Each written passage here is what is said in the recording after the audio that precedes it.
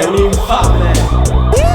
C'è chi chiama 113, è un infame. È un infame chi la merda spaccia, chi sfrutta il lavoro degli altri, a tipo non magnaccia, ma uguale infamia per chi mette a repentaglio la mia e la tua libertà, scagliando la prima pietra, ma in prima persona sta nascosti dietro maggioranze silenziose, cercano colpevoli, invocano babiboli, mentre responsabili sono rispettabili. Vorrebbero un pulotto per ogni via, talvolta si incazzano quando la polizia li multa. Cercano approvazione con lo sguardo al finestrino quando negano non zingaro un millino. Sono personaggi in un film di Alberto Sordi, italiani medi, emuli dei servi, confusi tra disprezzo per lo Stato e terrore per l'anarchia. Fanno apologia della polizia. C'è chi chiama 113, è un infame. C'è chi chiama 113, è un infame.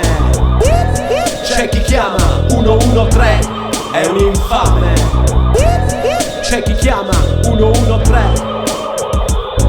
Ma ricorda picciò che d'imbicinau quando un nivuramu su s'arrange da cuau citiu a palas des fantanas va di anta sa spia e questa prima cosa imparata in vita mia che a su mondo e prene gente che non parasipidai tocca sinni vai e aliguai ti sei già scaresciuatori in su 70 sa spia sa fiape ismeri si vaganta e vaganta paga e nuda poi ta su mere gai de pianta paga e dotto tu si che su adunai moi narachino e tempo d'epoca e questo argomento ma più sa miseria più su sfruttamento più che chi non tiene uno posto e traballai che stiara cuno cumalu su chi tu tenni giai sono contra satru a tipo cai e gatto e smeri sin darrinti ma intendi questo fatto gatto gnotta chi si uniscono tre sta tirannia 113 arriva sa polizia.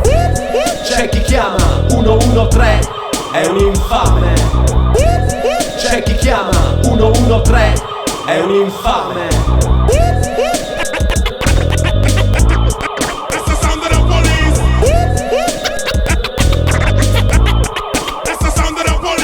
E voglio ricordare ora Franco Serantini, ragazzo di Giorgino, figlio di nessuno, ucciso nel maggio del 72 a Pisa da tanti bastardi in divisa, imputato per aver osato impedire il comizio di un fascista, gravissimo reato che lo Stato punisce con la pena capitale. Dimmi chi è il vero criminale, dimmi perché il magistrato insabbiato i segni che lo Stato ha lasciato sul corpo di Franco, dimmi perché quella sera qualcuno brindava e cantava in questura, dimmi in Italia chi spara nelle piazze, dimmi chi è stato, non dirmi cazzate ma non dirmi estremista o troppo radicale se ti chiama 113, io lo chiamo infame.